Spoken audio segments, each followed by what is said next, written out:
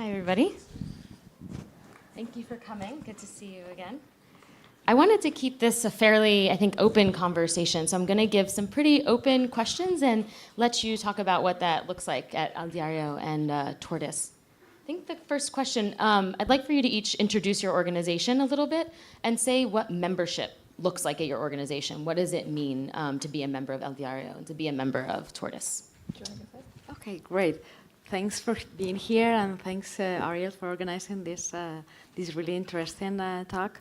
El Diario was born 7 years ago. We're celebrating our birthday, actually, this week. It's a newspaper, it's a news outlet. It's digital, based in Madrid. It's centered on investigative and political journalism, and it has a membership model. It means that we have what we call socios. So in Spanish, it means partners. It's kind of a word that already conveys a certain alliance or special alliance. And we have 35,000 members. They are paying a recurring monthly or yearly just a fee of 60 euros. And at 10% of them, they pay more than this figure that we advise because they want to. It's an open model. We don't have any paywall. Anybody could read. So it's the same kind of model that Ariel was mentioned, that is people that really wants to support the mission and really support the fact that other people could read for free, completely for free. But we have a mixed model. So we have also ads, and currently more or less 2/3 of our income still comes from ads and other sources, and 1/3 from these members. Our goal is to try to find a balance, so half and half. And ideally, of course, we would love to have more support from members than from other revenues, because we believe that is really a healthier model, and even a more practical one, seeing just the crisis of the advertising. We have a very intense relationship with them. Sometimes it's not very structured, so it's more spontaneous kind of relationship, but they really made us heard their opinions. They come to the newsroom. If someone has a problem and really wants to leave the newspaper, usually our editor engage with this person, especially if there is like an editorial motive. He writes to them. He tries to really engage with them to understand what can we do better. And sometimes they offer also other skills. Like a couple of months ago, a developer decided to do an Alexa skill for us, just for free, because he was practicing with Alexa and he loved El Diario and he wanted to offer us this knowledge. And I think sometimes this is even more valuable when you see that they are giving you their time, so they are gonna be involved. In El Diario, we don't involve them so much in the process of reporting. We have a tip line as other newspapers, and of course, if someone is a member and comes with a story, we sort of give them more attention, maybe just to a regular reader. But it's like, we believe that people are kind of busy, so we are not requiring them or ask them continually to be involved. But we really love when they come with ideas, and we have a very also like nice relationship with them in the events. Ariel was mentioning before the case of La Silla Vacía, and the expenditures and the income. We do the same every 6 months. We publish everything. We're a private company. We don't need to do that, but we do it. And we organize events. And people are really care about, well, and how do you spend the money in this or in that? Or do you maybe want to open a local newsroom? And this is really fulfilling. And I think we have a very good also rate of loyalty. Like over 90% of people renew. And that's a good sign always. So Tortoise is a membership organisation. We launched in April this year. We have 19,000 members so far. And we are slow news and open journalism, so many of the lessons that you were talking about.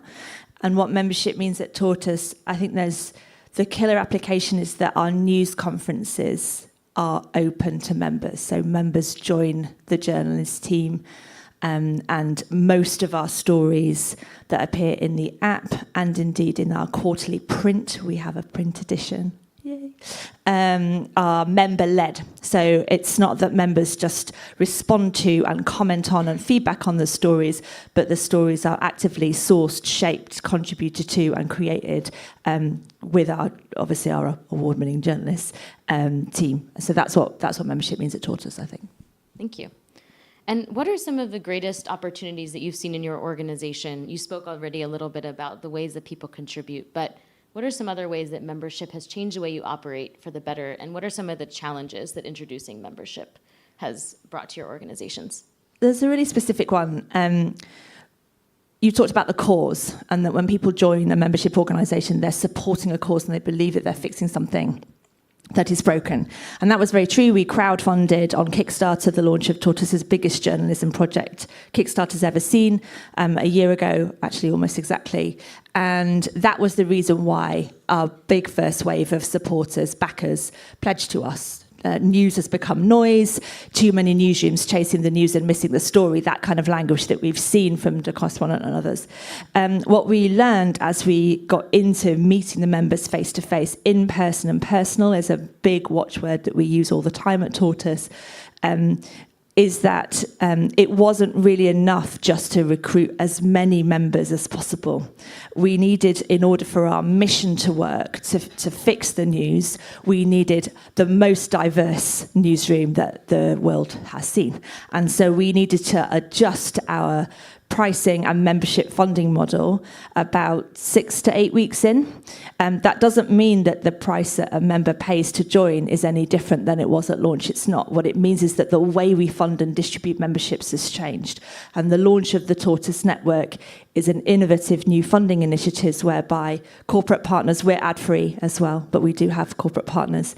Corporate partners invest in the Tortoise Network, and we work with charitable organisations to distribute those memberships to organisations, communities, people working for change on the front line of their local communities, people who otherwise wouldn't be able to afford to engage in quality news or who are completely ignored by mainstream media, to make sure that when we convene a room of people to talk about mental health or homelessness or family separation or white-collar crime, we're involving the voices of people from right the way across the demographic, because we would be failing in our covenant of trust with our members if we only listen to people who look like me. Well, we really learn from members what they really need, sometimes even like small things.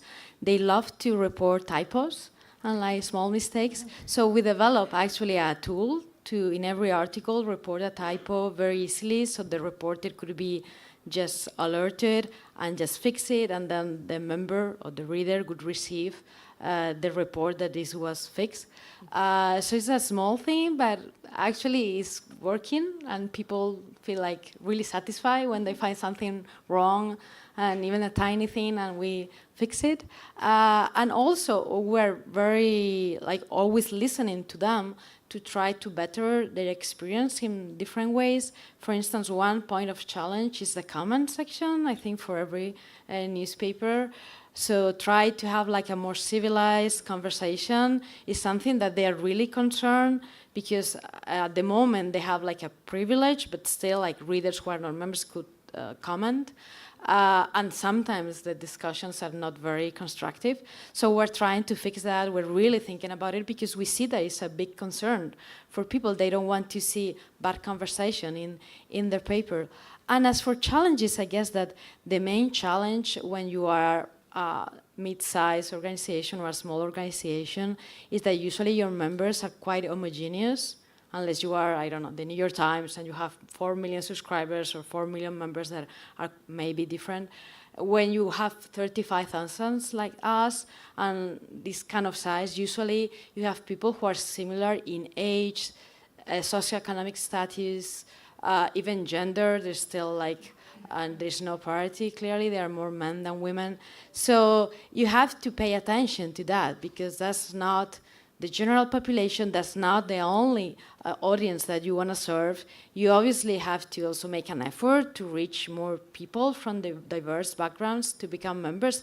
But sometimes when they can, I mean, you have to pay attention that that's not your only audience, that's not the only public that you can really just focus. It's really useful to have these very engaged people, but you have also to just be sure that you also pay attention to people who are different than your main loyal members. And that's a really good point, because this is something at Membership Puzzle Project that comes up a lot as people ask us, well, if you have members and that's who you're focusing on, do you risk leaving out the rest of the population? So could you maybe talk a little bit about how you have set up your newsroom so that you are listening to members, but also you're still paying attention to those outside the membership base and making sure you're serving both? Well, we always talk about it with reporters in a kind of more informal way, like, because they get a lot of feedback from members, and there is like a special power when a member complains maybe about something, about coverage on a particular political party, but we're trying also to continually talk about it and to try to engage people in different ways. Like the example of the skill of Alexa is one, but maybe they could like help us with events. So in other ways that are not maybe so economic, and maybe they could include other people. But in general, I think that it's just to keep in mind that, well, it's not just the only audience, and sometimes another audience maybe is more important, who is like not as privileged as usually your members are.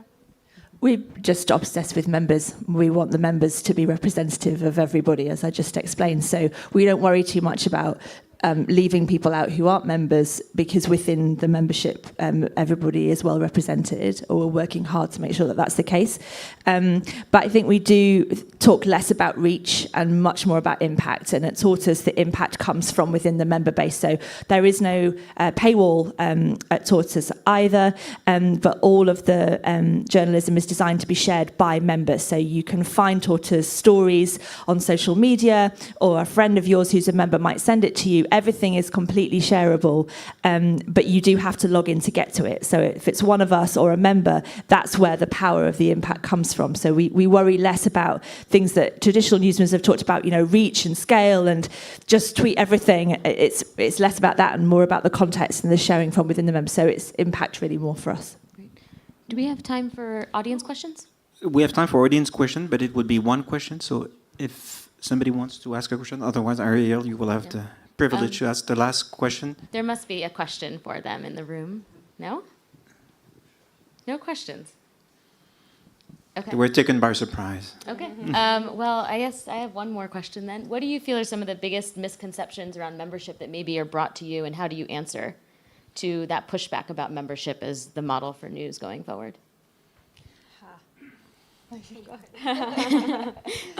Well, I think also sometimes the borderlines are kind of difficult to define, especially because now some of the newspapers that maybe started with subscription, very distant, very transactional, are sort of changing and trying to engage more the subscribers, even if they have a paywall. So I think actually the membership kind of relationship is really everywhere, even in like big organizations where obviously it's more difficult to engage so many subscribers / members / what you want to call it. So actually I think that's good for everybody, because we are really, everybody's understanding that we really need to engage more the readers, whoever is the name that you are using. And for us, in the case of El Diario, I think one of the misconceptions is maybe the fact that, well, you are really focusing just on members, which represent just a slight part of your readers and very sometimes like attached to the left in the case of El Diario. And I think that's a misconception, because we really try to engage readers of all kinds of backgrounds, that's for started. And also, in the end, what you do, the basic reporting and journalism is just driven by really the objective of trying to get to the truth, no matter what it is, no matter if members are not happy or some of the members are not happy with the result because maybe it's not good for their favorite political party. And I think that's really important to keep in mind, and that's our core mission, is not to please members all members in the way that they are attached to one party or other kind of agendas. And I think that's core to anything we do. Yeah, I think I would agree. I think there's a misconception that membership somehow involves a journalistic compromise. It does involve a change in the way of working. It involves a shift in the power dynamics in the newsroom. It involves some fairly significant and scary sort of principled decisions of how you're going to operate and what you're going to invest in. But it absolutely doesn't mean a compromise on the story. The story is everything. Great. Well, that's a great point to end on. Thank you. Thank you, Ariel. Thank you, Liz. Thank you, Maria.